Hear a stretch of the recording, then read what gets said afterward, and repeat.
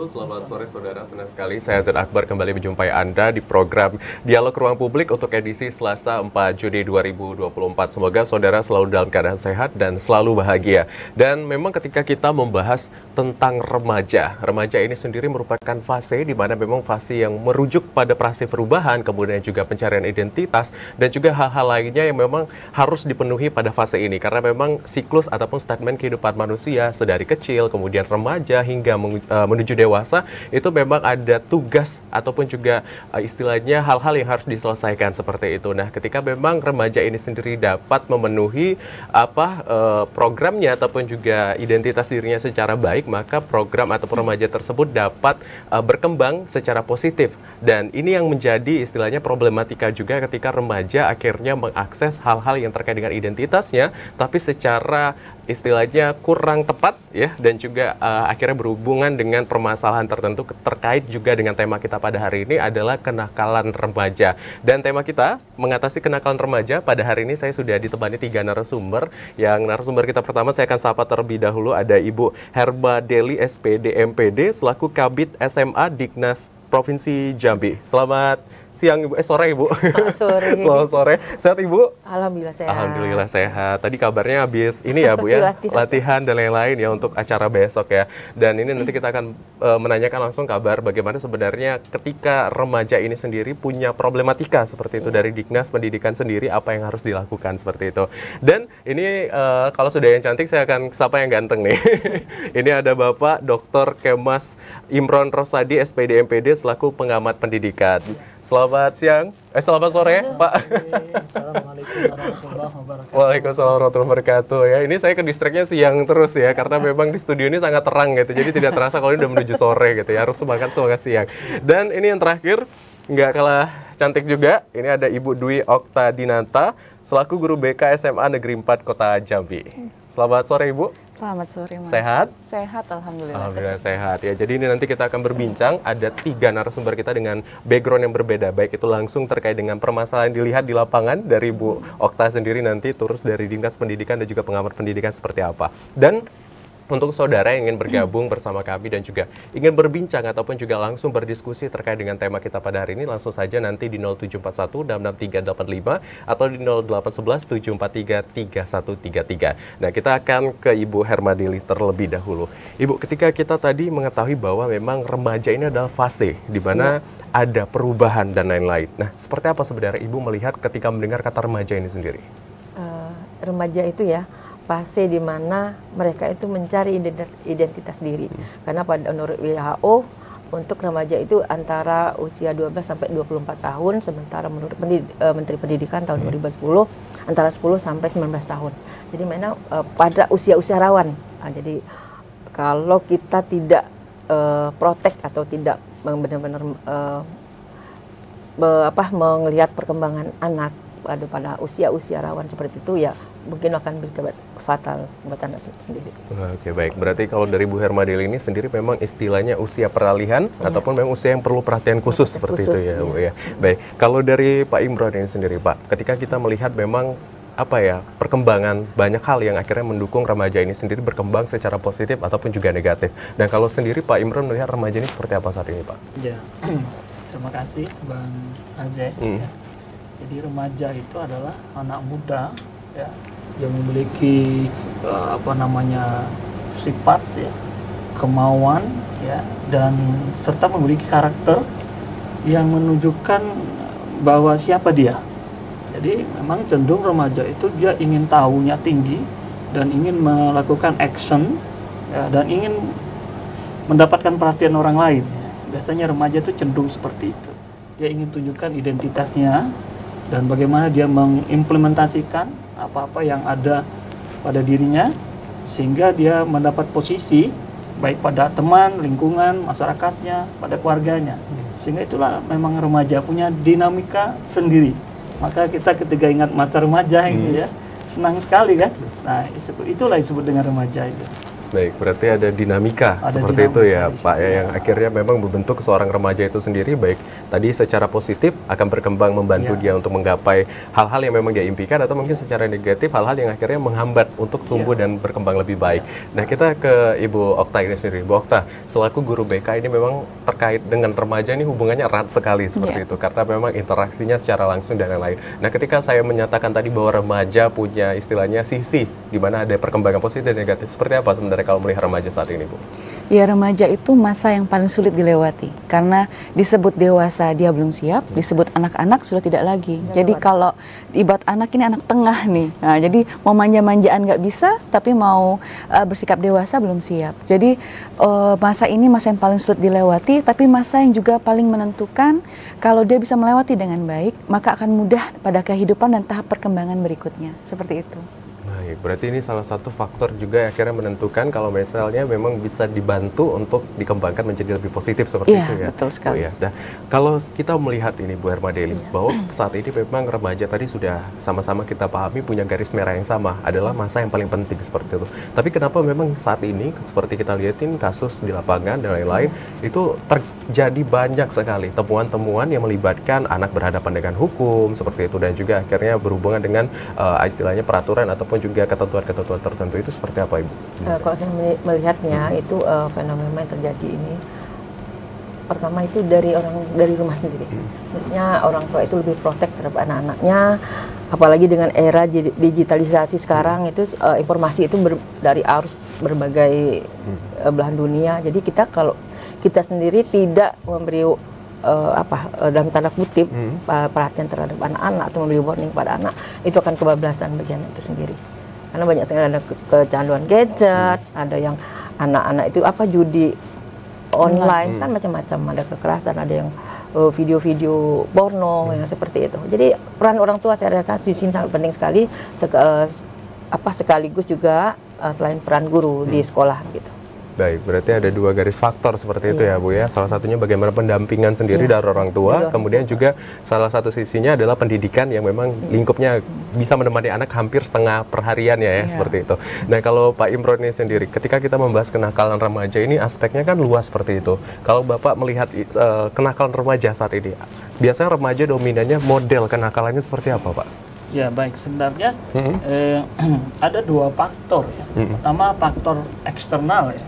Faktor eksternal itu adalah pertama itu adalah faktor eksternal mempengaruhi kenapa sih remaja itu bisa berperilaku menyimpang ya dari apa yang diharapkan. Di pertama itu faktor eksternalnya itu adalah pengaruh dari teman sebaya. Jadi teman sebaya itu sangat memberikan warna kepada teman-teman yang lainnya. Jadi dia punya komunitas kadangnya seperti ini teman sebaya ini. Yang pertama teman sebaya itu akan berpengaruh erat dengan sikap perilaku remaja dalam kehidupannya. Yang kedua itu adalah faktor lingkungan keluarga. Tadi sudah disampaikan Ibu Dewi ya. Di faktor lingkungan keluarga itu juga mewarnai. Kalau di dalam rumah tangga itu rukun, orang tuanya damai, nyaman, memberikan perhatian dan seterusnya. Artinya dia mendapatkan suatu suasana yang enak ya di rumah. Jadi baik adik-beradik maupun papa mama atau ayah bundanya memberikan suatu sugesti yang baik untuk dia. Itu jadi faktor keluarga. Yang kedua itu adalah yang ketiga ya. Ketiga itu adalah faktor ekonomi. Jadi ekonomi juga berpengaruh terhadap perkembangan anak. Jadi ekonomi orang tua yang mungkin mapan, atau juga ada faktor ekonomi orang tua yang tidak bisa memenuhi kebutuhan, sehingga kadang faktor ekonomi juga berpengaruh terhadap sikap anak, perilaku. Jadi dia bisa jadi melampiaskan ketidakmampuan ekonomi keluarga dalam bentuk perilaku yang kadang menyimpang dari aturan-aturan hukum dan seterusnya. Yang keempat itu adalah faktor media ya. Jadi media itu bisa yang kita gadget, media yang bisa dia pakai apa saja. Sekarang banyak aplikasi-aplikasi yang memang kadang itu mengganggu pada psikis anak, kejiwaan. Nah, jadi faktor eksternal ini menurut saya yang sangat berpengaruh, ada 4 itu. Jadi ada satu lagi faktor internal. Nah, internal ini bisa jadi itu adalah bawaan si anak sendiri ya. Artinya misalnya faktor gens yang dia miliki, atau faktor keturunan, atau banyak hal-hal lain yang juga berpengaruh terhadap anak itu sendiri. Nah, jadi dua faktor inilah yang sebenarnya paling dominan, baik eksternalnya maupun internalnya, terhadap apa yang terjadi pada diri anak. Sehingga anak ini bisa jadi dia lari dari koridor-koridor yang kita harapkan. Nah, sebenarnya saya melihat ada satu lagi yang kadang ini tidak diperankan orang tua yang baik ya. Kalau kita lihat tuh bahasanya role model ya. Role model. Jadi orang tua itu ada role model bagi anaknya. Baik. Contoh teladan, uswatun ya. Orang tua itu adalah bagaimana dia memerankan dirinya layaknya seorang tua begitu. Artinya ada tanggung jawab memberikan, bukan hanya memberikan hanya sebatas kebutuhan lahiriah saja, ternyata ada kebutuhan batinnya yang harus dia berikan. Nah, salah satunya mungkin ya hari ini orang mengejar ilmu-ilmu umum ya, tapi kadang agamanya kurang. Kadang orang tuanya sendiri tidak sholat. Maaf ya, dia sibuk dengan mencari uang dan seterusnya, dia lupa anak sudah sholat. Nah, itu perhatian kecil, tetapi dia beri contoh. Dia sholat, dia katakan, "Nak, yuk sholat." Atau Jumat aja anak, "Yuk kita ke masjid sholat." Artinya dari sejak dini itu ditanamkan nilai-nilai. Jadi nilai-nilai yang memberikan rasa nyaman baik dalam segi eksternal maupun internal, dan kalau kita itu sebut dengan spiritual quotient. Jadi ada spiritual quotient yang diberikan orang tua, dan itu harus contohkan, jangan ngomong harus sudah sholat tapi dia tidak, jangan nakal tapi dia nakal, gitu. Jangan mencarut, dia mencarut dengan marahin adiknya atau memarahin ibunya. Nah, saya pikir ini satu yang menjadi salah satu faktor yang harus diperhatikan, mempengaruhi sehingga anak itu menjadi anak remaja yang kurang kita harapkan. Baik. Berarti memang dimensinya ini ketika kita membahas tentang faktor ada dua seperti itu yang menjadi memang aspek penilaian, baik secara eksternal ataupun juga internal. Dan paling penting adalah bagaimana peran orang tua ini sendiri sebagai role model untuk menerapkan salah satunya tadi kecerdasan spiritual seperti itu. Baik. Nah, ketika kita membahas tentang kenakalan remaja tadi, banyak sekali model dan lain-lain. Ketika kita tarik ke dunia pendidikan saat ini, selaku tenaga pendidik seperti itu, bagaimana ketika melihat kenakalan remaja yang ragamnya sekarang mungkin sudah lebih beragam atau berwarna dibandingkan pada zaman-zaman sebelumnya seperti itu, gimana Ibu Okta? Ya, anak-anak sekarang itu lebih complicated ya dibandingkan istilahnya era-era sebelumnya, sehingga guru juga harus bertransformasi, nggak bisa dengan cara yang seperti dulu mungkin diajarkan. Kendalanya adalah ketika masalahnya beragam, ternyata teknik menanganinya belum beragam, cenderung lebih monoton, sehingga itu yang membuat anak-anak merasa bahwa dia tidak dipahami. Selain juga bahwa kita harus akui gap, artinya jarak antara si pendidik dengan siswa yang sedang dididiknya itu juga menjadi permasalahan tersendiri. Jadi ketika masalahnya sudah sangat bervariasi, kadang kita tenaga pendidiknya yang belum siap menghadapi anak-anak dengan perubahan yang ada sekarang. Dan kita harus akui bahwa sebelum sempat orang tua mendidik, sebelum sempat guru mendidik, kadang-kadang mereka sudah dididik duluan dengan teknologi yang ada, dengan sosial media yang ada, dan itu akhirnya membuat kesenjangan.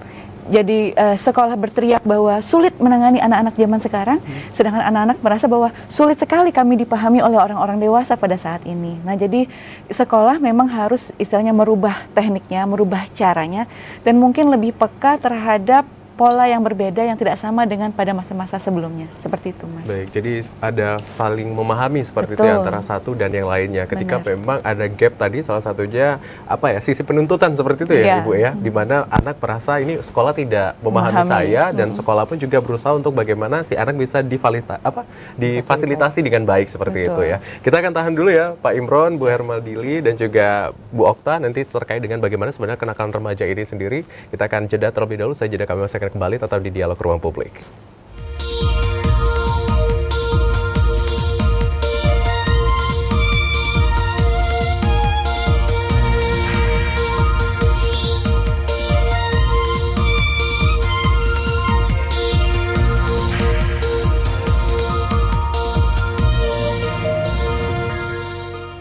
Ya, Ya, terima kasih saudara, Anda kembali menyaksikan kami di Dialog Ruang Publik, dan tadi kita sudah mendengar memang terkait dengan masalah kenakalan remaja ini memang dimensinya luas seperti itu. Baik dari aspek pendidikannya sendiri, kemudian dari orang tua, kemudian keluarga dan lainnya yang memang menjadi indikator ketika memang anak ini akhirnya tercimplung atau juga akhirnya tersentuh kenakalan remaja atau tidak seperti itu. Ada pengawasan-pengawasan dan dimensi-dimensinya. Yang menarik tadi adalah interaksi di mana pendidik dan juga ataupun arena pendidikan ini dengan pendidikan yang ada di rumah. Nah, kita ke Ibu Hermadeli ini sendiri. Bu Hermadeli dari Dinas Pendidikan Provinsi Jambi. Sebenarnya ketika kita membahas tentang masalah kenakalan remaja ini bukan sesuatu yang baru seperti itu ya Bu ya. Adalah sesuatu yang memang sudah sering terjadi. Tapi memang modelnya ini sudah beragam seperti itu. Nah, apa sebenarnya yang fokus regulasi dari Dinas Pendidikan ini sendiri untuk mengatasi kenakalan remaja ini sendiri Bu? Ya, kita dari Dinas Pendidikan kita membentuk Satgas TPPK.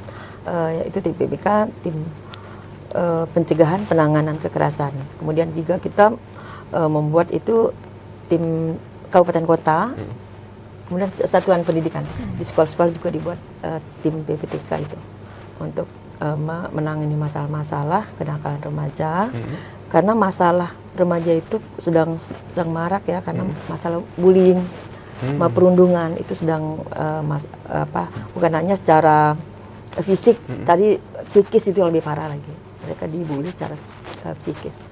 Itu makanya kita suruh kepala satuan pendidik itu untuk membentuk tim TPPK itu di sekolah-sekolah. Baik, berarti ini ada istilahnya program yang dihadirkan untuk Satgas ini sendiri. Salah satunya fokus terkait dengan bully. Kalau dari Dinas Pendidikan sendiri Bu, melihat kasus bully, kemudian kekerasan baik itu secara fisik dan psikis sendiri seperti apa Bu sejauh ini? Apakah sudah ada program yang akhirnya membantu atau memang ada program yang selain dari kita Satgas tadi? Kan kejadiannya misalnya di sekolahan, kita dapat laporan dari kepala sekolah. Selagi kepala sekolah itu bisa menangani dia dapat menangani masalahnya ini, kita tidak sampai ke kita gitu. Cuman kita dapat dari Dinas Pendidikan itu mendapat laporan dari sekolah-sekolah.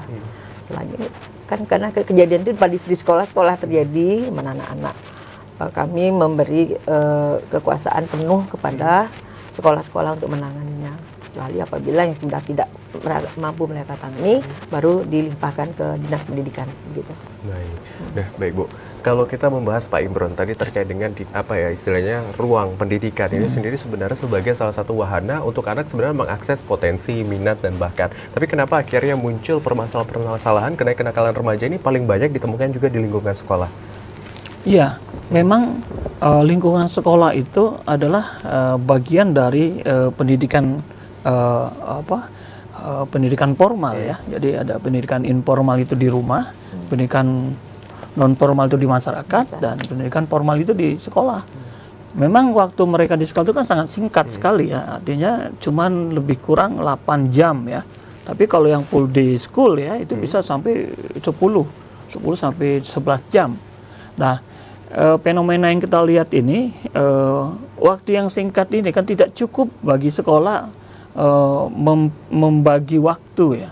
Artinya sebenarnya waktu yang diberikan pada ruang pembinaan itu, karena dari awal itu kan sudah termuat pada tata tertib sekolah sebenarnya. Jadi acuannya itu adalah tata tertib sekolah itu.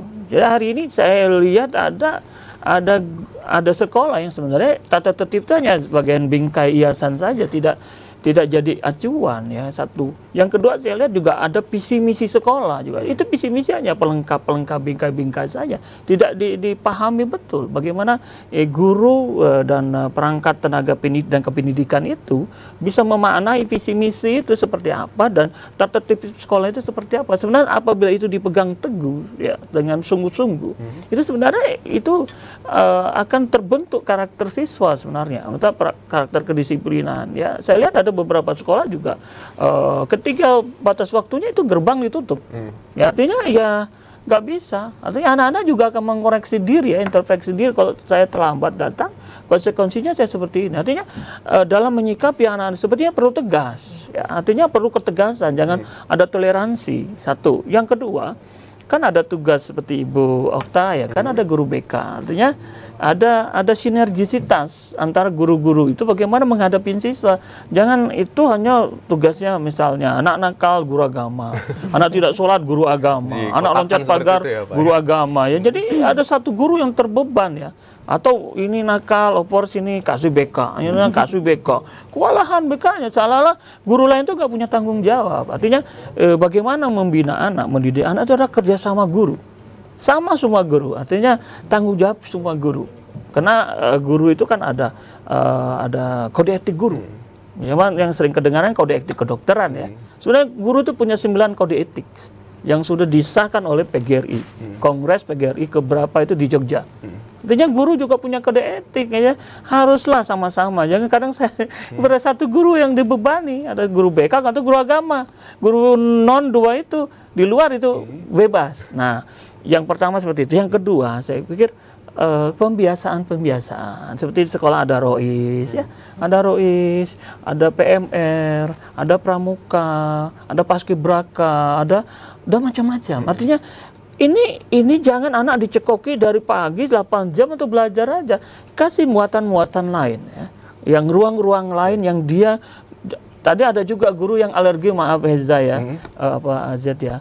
Ada guru yang alergi, saya mengalami dulu waktu saya aktivis juga di sekolah ya. Mereka nggak mau tahu, pokoknya kamu jam saya nggak belajar, nggak bisa. Lah, ada yang pramuka kasih ruang, ada yang seni kasih ruang seni, ada ROIS kasih ruang ROIS.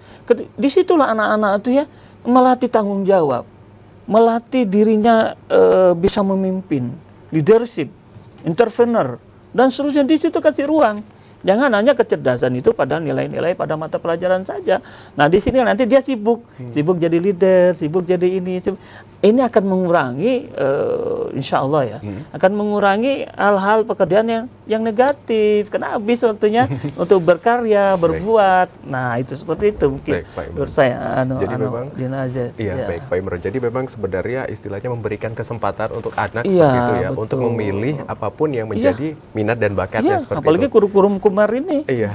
Jadi tidak hanya terkait dengan pendidikan yang terkait akademik seperti itu ya. Ini menarik nih tadi. Pak Keba sih langsung menyinggung terkait dengan Bu Oktan yang selalu dibebankan seperti itu ya, sepertinya ya. Kalau misalnya di sekolah ada anak-anak bermasalah, larinya pasti ke BK. Jadi BK itu sesuatu yang akhirnya ditangkap sebagai momok yang menyeramkan seperti itu. Tapi sebenarnya seperti apa BK dan lain-lain. Apalagi tadi terkait dengan memang keterbatasan waktu di sekolah dan interaksi pendidikan ini sendiri. Dunia pendidikan dan orang tua ketika memang di sekolah itu sebaiknya seperti apa? Ya, baik. Jadi yang perlu digarisbawahi adalah bimbingan konseling itu sebenarnya sudah berubah wajahnya. Dari yang menakutkan menjadi menyenangkan. Jadi kita juga harus melihat bahwa masalah itu bukan berarti hanya pelanggaran disiplin di sekolah saja. Anak-anak yang kemudian punya kemampuan belajar lebih tinggi daripada teman-teman yang lainnya, itu akan mengalami masalah jika tidak difasilitasi dengan baik. Anak-anak yang mungkin mengalami permasalahan dalam perekonomiannya, tapi kemudian tetap berharap ingin melanjutkan pendidikan lebih tinggi, itu juga masalah yang harus ditangani. Jadi masalah itu sebenarnya tidak hanya terbatas pada pelanggaran disiplin. Nah, bimbingan konseling hadir di situ, dan kemudian dengan wajah barunya, itu membuat pendampingan, pembinaan itu terasa jauh lebih menyenangkan sebenarnya. Tapi memang kita membutuhkan dukungan.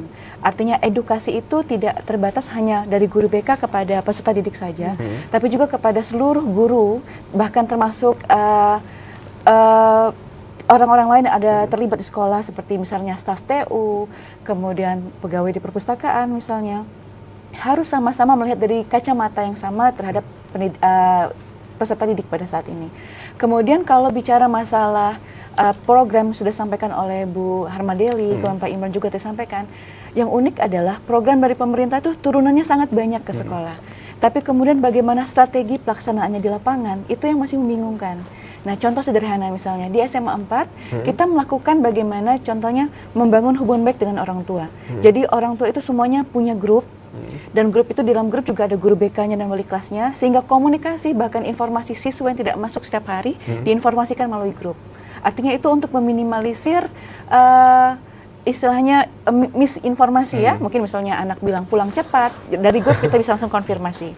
Kemudian pendidikan juga, jadi kepada Dewan Guru juga harus ada pendidikan terkait masalah perundungan, karena perundungan bukan hanya terjadi antar siswa, tapi bisa terjadi dari guru kepada siswa. Kemudian orang tua juga, karena bagaimanapun mereka lah istilahnya tangan pertama yang bersentuhan dengan anak-anak, sehingga Kalau sekolah berhasil mengedukasi orang tua, berhasil mengedukasi gurunya, maka setidaknya sekolah berhasil menyentuh sebagian masyarakat terdekat yang akan berkontribusi langsung dengan anak-anak ini. Karena sejujurnya ada banyak anak nongkrong di luar, tapi kemudian masyarakat mungkin tidak semuanya ambil bagian untuk mengingatkan. Kalau zamannya saya dulu, mungkin zamannya Pak Imron, saya tidak masuk sekolah, pakai seragam, itu informasi sampai ke telinga orang tua ditegur saya. Seperti itu ditegur ya? dengan masyarakat yang ada. Kalau sekarang kan orang lihat, marah, tapi kemudian mengabaikan. Nah, itu juga PR bersama. Jadi bukan hanya sekolah, bukan hanya orang tua, tapi juga masyarakat di sekitar kita. Seperti itu. Jadi memang istilahnya aspek untuk mengawasi anak ini sendiri tidak hanya dibebankan kepada sekolah seperti itu, ataupun juga orang tua, tetapi memang masyarakat, kemudian juga lingkungan, salah satu faktor tadi seperti yang disampaikan oleh Pak Imron juga dan Ibu Hermadeli, bahwa memang lingkungan ini sebagai faktor yang juga membentuk internalisasi diri anak itu sendiri, seperti itu ya. Ini menarik ya pembahasannya ketika kita membahas tentang masyarakat juga memiliki peran untuk membantu, mengawasi, dan juga melihat anak ini sendiri ya, agar terhindar dari kenakalan remaja. Usai jeda kami masih akan kembali tetap di Dialog Ruang Publik.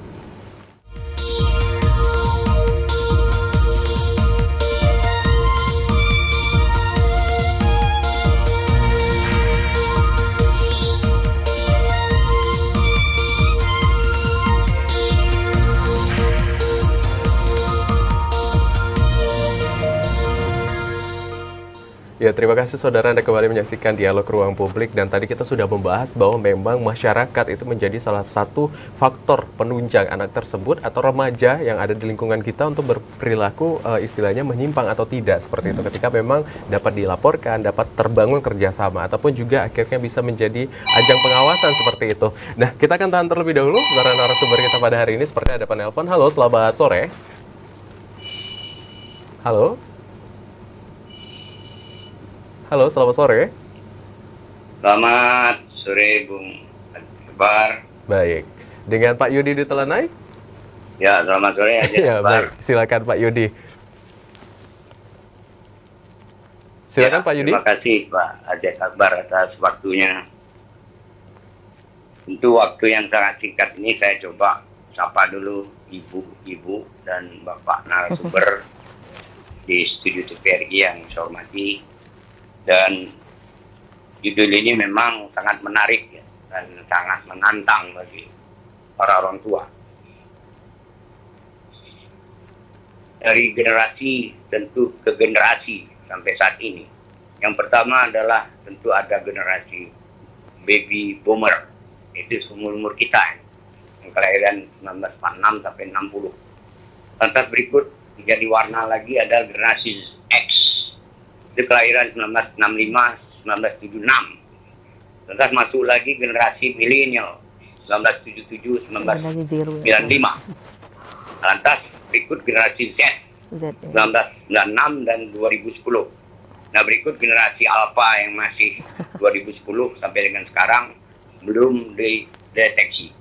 Jadi hal yang seperti dijelaskan tadi tidak menutup kemungkinan bahwasanya dia berhadapan dengan generasi Z dan generasi milenial yang kehidupannya sehari penuh dengan teknologi, dan begitu cepat teknologi sampai pada benaknya sehingga apa yang terjadi, dia tidak lagi bisa memilah dan membandingkan dengan yang lain, langsung dia share dan langsung dia tindakan, dan ini sangat berbahaya menurut saya. Tapi ya lama-kelamaan mereka kan bosan sendiri dengan persoalan-persoalan itu, tanpa harus dibina menurut saya. Tapi dia akan dibina ya tambah binasa dia. Nah, ini persoalan, makanya kita memang orang tua hati-hati sekali untuk mengikuti generasi ini, karena mereka tidak ingin dengan sesuatu yang formal. Ini harga mati. AZ misalnya formal pasti nggak mau dia, ya kan? Apalagi lifestyle-nya. Jadi dia maunya informal. Makanya guru-guru, siapapun yang harus membina generasi muda, itu memang harus ada art di dalam pembinaannya, seni. Jadi dia tidak mau formal. Nah, ini yang jadi persoalan. Makanya kejahatan-kejahatan itu memang dia dapatkan dari teknologi. Nah, itu menurut saya ada 3 transisi perubahan zaman para pemuda ini. Pertama, pemuda pada zaman Orde Baru itu sudah lewat. Pemuda pada zaman analog muda pada zaman digital. Tentu saat ini dan tentu yang akan datang tantangannya cukup mengerikan menurut saya. Dan tantangannya adalah tantangan yang apakah pemuda itu dia bisa meramalkan diri dia masuk ke dalam bonus demografi 2045 menjadi negara maju. Baik. Tentu kalau dia tidak dia berikan asupan bahwa dia masuk dalam zaman nantinya maju tahun 2045 bonus demografi Indonesia emas, ya dia tidak akan, dia masuk juga ke sana tapi jadi buntang dari sana. Itu peran kita di sini, orang tua, famili, termasuk RT dan sebagainya, termasuk orang-orang terdekat, harus memang ekstra ketat. Dari mulai mereka berumur-umur yang mencarikan jati dirinya. Nah, tapi kalau sudah terlepas dari situ, nah ini yang tidak akan bisa. Dia akan tetap masuk ke Indonesia emas, tapi dia tidak bermanfaat di dunia pada tahun 2045 yang akan datang. Baik, Pak Yudi. Dan demikian, mudah-mudahan ya, saya yakin bahwa Pancasila, kebinekaan, Undang-Undang Dasar 45 dan NKRI itu harga mati. Inilah yang akan menyelamatkan dia ke 2045 nanti. Baik. Kalau itu yang dia abaikan, ya dia juga masuk ke 2045, tapi dia tidak akan bisa berguna untuk pemimpin yang akan datang. Saya rasa demikian, mudah-mudahan ya kita sama-sama menyikapi persoalan-persoalan pemuda yang kemajuan teknologinya, itu dapat kita ikuti terus perkembangannya. Saya rasa demikian, terima kasih, mohon maaf. Wabillahi taufiq wal hidayah. Wassalamualaikum warahmatullahi wabarakatuh. Waalaikumsalam warahmatullahi wabarakatuh. Terima kasih banyak Pak Yudi diteladai. Jadi Pak Yudi ini menyampaikan beberapa segmen faktor sebenarnya menjadi salah satu pemicu akhirnya anak ini berhadapan dengan permasalahan tertentu. Salah satunya memang akses informasi yang saat ini kita sudah tidak bisa menanggulangi seperti itu. Dan juga bagaimana akhirnya menilai menerapkan nilai-nilai luhur yang tadi disampaikan, nilai-nilai Pancasila, kemudian undang-undang dan lainnya. Nah, ini terima kasih banyak Pak Yudi sudah menyampaikan aspirasi juga seperti itu kepada kami semua. Dan kita balik lagi Bu Hermadeli, tadi sudah disampaikan oleh Pak Yudi, kemudian juga Pak Imron dan juga tadi Bu Okta bahwa memang anak ini sendiri adalah fase yang komplit seperti itu. Tidak bisa dipungkiri memang ada aturan yang harusnya diterapkan seperti itu. Nah, ketika kita melihat saat ini anak yang berhadapan dengan hukum ketika memang bermasalah dan lain-lain. Nah, terkadang ketika sudah sampai di meja hukum karena anaknya di bawah hukum, akhirnya dilepaskan seperti itu ataupun ada hal-hal lainnya. Sebenarnya seperti apa Dinas Pendidikan ini sendiri berkolaborasi untuk menegakkan hukum agar memang ini sudah tidak jadi terbiasa seperti itu, Bu? Ya, banyak sekarang yang memang bersangkut dengan hukum. Kalau kita itu dari sekolahnya, kalau kita memang dibutuhkan untuk bantuan hukum, kita akan memberikan bantuan hukum, begitu.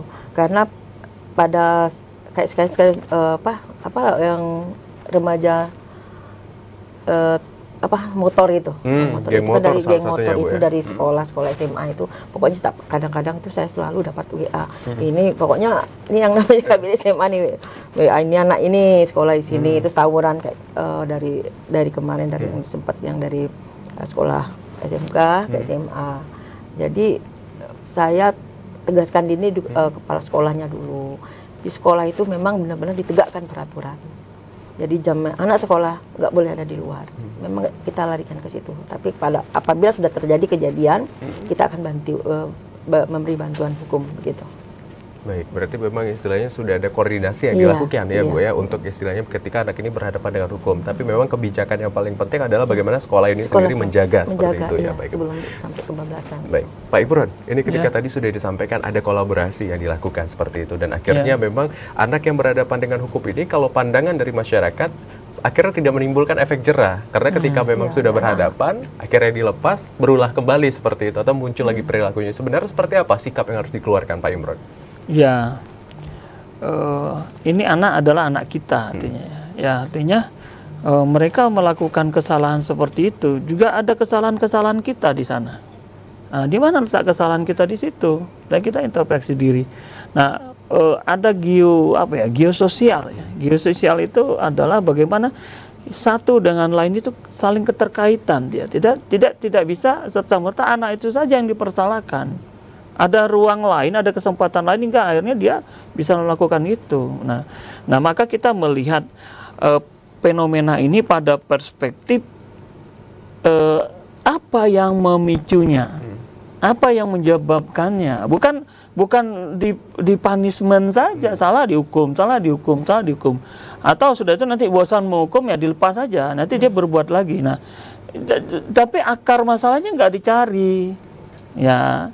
Artinya bikinlah tim yang betul-betul menggali, mencermati, melihat pada akar masalahnya. Kalau menurut saya itu akar masalahnya enggak salah, pokoknya dihukum aja, tapi enggak dicari kenapa dia sampai berbuat salah. Ya, kenapa dia? Mengapa dia? Ada apa dengan dia? Nah, ini yang harus sebenarnya yang seperti dikatakan Pak Yudi, harus kerjasama kita untuk melihat ini. Ya, jadi hari ini belum ada menurut saya, mungkin ya, atau mungkin saya yang tidak tahu ya. Belum ada yang untuk mencari itu. Hingga akhirnya kenapa? Buktinya contohnya aja. Linda Haze ya.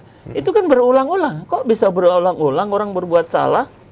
Ya, seperti orang aja lampu merah aja kalau sekali dua kali kena tilang, orang ada punishment-nya, ada hukumannya, ada kebijakan yang mengatur itu. Ini kok anak-anak geng motor berulang-ulang. Jadi saya juga bertanya-tanya dari diri saya. Dan berulang anak yang sama kadang. Terus tempat yang sama.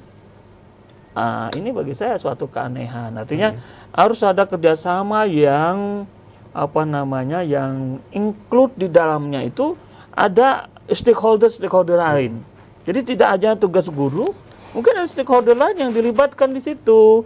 Ya, mungkin ada tokoh masyarakat, ada penegak hukum, ada dari pendidikan dan lain-lain, sehingga kita mencari akar masalahnya, Dinda Azia. Ya, jadi bukan punishment aja dihukum. Kenapa tidak dihukum? Orang kasihan juga Pak Azia, ini anak masih kecil, kadang dipukulin, kadang apa. Ya, ada HAM lagi yang mengatasi itu. Ada lagi undang-undang perlindungan anak dan wanita lagi yang akan terlanggar di situ. Akhirnya ya udahlah, susah kita lepas aja. Nah, kan akhirnya itu yang terjadi. Saran saya, carilah, bikinlah tim yang lengkap ya. Cari akar permasalahannya. Jangan sampai ini terjadi lagi. Tidak akan terulang. Kalau ketemu akar masalahnya, kalau kata orang tuh ketemu urat gelinya, itu nggak akan, insya Allah tidak akan terjadi lagi itu. Baik, jadi memang istilahnya ini terjawab ya, karena memang respon masyarakat yang keluar sejauh ini adalah bagaimana sebenarnya anak ini diberikan efek jerah. Tapi tadi dari perspektif ini disampaikan oleh Pak Imron bahwa memang tidak hanya menghukum sang anak, tetapi memang harus dicari inti dari permasalahannya sendiri ya Pak ya. Dia berbuat seperti itu. Baik, ketika Bu Okta tadi mendengarkan perspektif nih dari Bu Hermadeli, kemudian juga Pak Imron terkait dengan anak yang akhirnya berurusan dengan ketentuan dan peraturan tertentu. Tadi disampaikan ini menarik bahwa memang anak itu sebagai objek yang bukan tidak hanya sebagai pandangan ini anak bermasalah seperti itu, tapi memang anak ini adalah faktor yang menentukan dia akhirnya membuat sesuatu seperti itu. Dan ini sebagaimana kalau Ibu melihatnya sendiri saat ini? Ya, kita sedang bicara tentang memanusiakan manusia. Kalau misalnya handphone rusak LCD-nya, jelas ganti LCD-nya. So, ada aplikasi yang memberatkan di handphone, kita hapus aplikasinya. Tapi tidak dengan manusia. Anak-anak ini unik, jadi ketika masalahnya mungkin sama, tapi karena pengalaman hidup yang berbeda, tentu mereka akan mengambil keputusan yang berbeda juga. Contoh sederhana, misalnya sama-sama putus cinta nih, diputusin pacarnya. Tapi yang satu tetap bisa ketawa, tetap bisa datang ke sekolah. Yang satu lagi bawaannya nangis dan dia bilang, aku pengen mati aja deh Bu. Nah, jadi kita akan melihat bahwa ini anak berbeda-beda. Nah, tentu ketika menghadapi yang seperti ini, kita yang dewasanya yang harus memilih strateginya harus seperti apa. Dan memang tidak mudah. Makanya kenapa saya sangat setuju tadi dengan telah disampaikan oleh narasumber yang lainnya bahwa pihak yang lain harus terlibat. Contoh sederhana, misalnya gini, BKKBN punya program genre yang kemudian diturunkan melalui PIKR, Pusat Informasi Konseling Remaja. Anak-anak ini kita tahu kalau yang menyampaikan orang dewasa bentuknya hanya seperti nasihat dan itu membosankan. Tapi mungkin kalau temannya yang kita edukasi dan kemudian temannya mampu mengedukasi dia menjadi pendengar yang baik untuk ceritanya, bukan cuma memanas-manasi saja, maka dia akan bisa mengambil keputusan dengan baik. Nah, jadi dalam sekolah itu tidak hanya guru tadi seperti yang sampaikan. Jadi ketika melihat masalah ini, kalau di SMA 4 misalnya, kami mengedukasi beberapa anak yang kami pandang secara pengetahuan, keterampilan komunikasi cukup baik. Lalu mereka inilah yang kemudian ada di kelas-kelas, melihat masalah-masalah itu dan mencoba berlaku berbeda dengan teman-teman sebayanya untuk kemudian berlatih mendengarkan, berlatih menyimak dan memberikan saran. Kalau tidak bisa dan tidak memungkinkan, baru dibilang curhat yuk sama guru BK. Jadi tidak semuanya langsung ke guru BK. Nah seperti itu. Jadi mungkin itu beberapa strategi yang bisa ditiru dan bisa juga dicoba ya, adanya konselor sebaya di sekolah agar kemudian permasalahan ini sedikit bisa diredam. Baik, jadi memang istilahnya yang paling lekat sama anak seperti itu ya. Kita tidak bisa akhirnya tadi ada gap ketika usia mendekatinya beda ya Kak ya gitu. Jadi akhirnya memang menggunakan peer counselor atau konselor sebaya seperti itu akhirnya bisa meregulasi hal-hal demikian. Itu salah satu program yang memang bisa diterapkan salah satunya. Nah, ketika kita membahas tadi program Bu Hermadeli, tadi ada Satgas, kemudian juga hal-hal lainnya. Sejauh ini sebenarnya apa nih langkah yang ingin diambil? Apakah ada rencana program yang akan dilakukan ke depannya untuk mengatasi permasalahan remaja yang tadi memang kompleksitinya tinggi itu, tidak hanya remajanya tetapi memang ini ada hubungan dengan lingkungan masyarakat, orang tua, kemudian juga penegakan hukum yang lainnya. Saya rasa program yang sekarang, program sekolah kurikulum merdeka itu sudah sangat baik sekali karena orientasinya kepada siswa. Jadi siswa itu harus maunya apa. Jadi orientasinya kepada siswa. Cuma sekarang masalahnya itu sang guru itu belum mampu untuk mengikuti.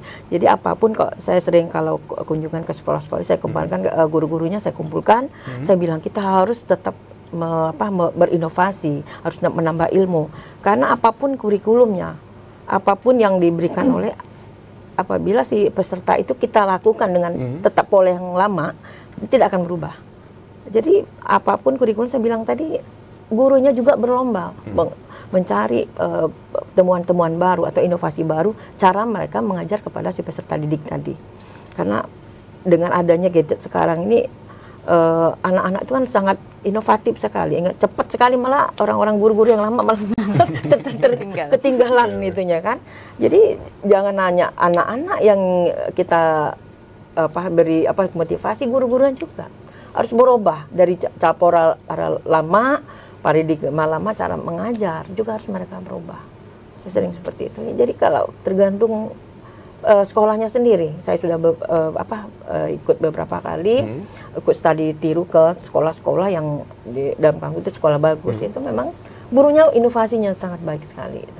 Karena kalau kita masih tetap stagnan, tetap seperti yang pola lama dengan kurikulum yang baru, tidak akan merubah si anak didik. Memang kerjasama antara guru, peserta didik, kemudian saya rasa dukungan dari orang tua murid itu sangat perlu sekali untuk mendukung keberhasilan anak itu sendiri. Gitu. Baik, berarti ini memang programnya secara program memang sudah dihadirkan seperti itu untuk ketentuan dan aturan, tapi memang terkait dengan implementasi dan lainnya ini menjadi PR bersama seperti itu ya untuk tenaga guru sendiri. Nah, Pak Imron tadi sudah mendengarkan dan lain-lain. Apa sebenarnya yang menjadi kunci penting nih Pak Imron ketika kita membahas sebuah program, Pak?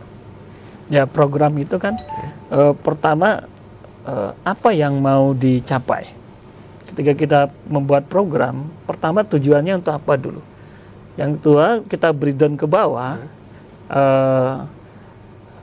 tujuan, ya, capaian, dan apa yang dilakukan. Nah, kalau sudah bicara apa yang dilakukan, itu kan kita bicara teknis ya. Nah, teknis inilah siapa yang berperan di sini, siapa melakukan apa, siapa mengerjakan apa, dan siapa bertanggung jawab terhadap apa, ini menjadi penting. Nah, jadi banyak program yang dilakukan oleh sekolah-sekolah dalam rangka bagaimana mengatasi problem-problem anak. Nah, yang menurut saya di samping tadi kerjasama antara tenaga pendidik dan kependidikan yang ada di sekolah, juga melibatkan juga ya orang-orang di luar ya, misalnya psikiater, ya, ahli pendidikan, itu ahli program terhadap. Karena seperti tadi misalnya kita membangun gathering ya, gathering antara siswa, gathering family seperti itu. Saya pikir itu perlu digalakkan juga program-program seperti itu. Itu membangun kerjasama, membangun rasa meyakinkan, membangun watak-watak yang baik. Nah, terus yang berikutnya yang menurut saya kedua itu adalah membangun rasa percaya. Bagaimana siswa itu bisa curhatan dengan gurunya, tapi bukan artian itu disalahgunakan. Artinya ada orang dituahkan oleh siswanya sehingga dia bisa curhat ya untuk menyelesaikan problem-problem dirinya. Nah, di situ Saya pikir semua guru harus bisa melakukan itu. Baik. Jadi bukan hanya sekedar guru-guru tertentu, tapi semua guru. Ususan menurut saya adalah wali kelas, karena wali kelas ini banyak bertemu ya. Guru-guru mata pelajaran juga ngadunya ke wali kelas. Ya Sebagai pasti itu penanggung nggak jawab seperti itu ya, Pak, itu muridnya ibu, ibu wali kelasnya. Nah ada tadi WA group, nah ada. Itu saya setuju dengan ibu yang sampaikan tadi. Jadi wali kelas harus bisa memberikan satu menyenangkan lah bagi peserta didiknya. Dan guru-guru lain juga begitu, harus menyenangkan. Jadi istilahnya bagi membuat siswanya. citra diri yang lebih positif terhadap siswa seperti itu. Jadi siswa memandang guru itu tidak hanya sebagai pendidik, tetapi memang sebagai teman. Sebagai orang tua, sebagai penyelesai masalah kita, gitu kan, enak kan, seperti itu. Jadi memang udah istilahnya elemennya adalah ketika guru ini sendiri dapat memang membantu siswa sebagai teman pendengar yang baik. Tadi seperti yang disampaikan Ibu Okta juga sebelumnya bahwa guru ini sudah cerminannya tidak hanya sebagai orang yang mendidik, yang mendiktator seperti itu ya Bu ya, tetapi ada orang yang bisa mendengarkan dan yang lain. Ini menarik ya ketika kita membahas tentang remaja dan elemen-elemen yang lain. Oke, kita akan jeda terlebih dahulu. Saya jeda, kami akan kembali tetap di Dialog Ruang Publik.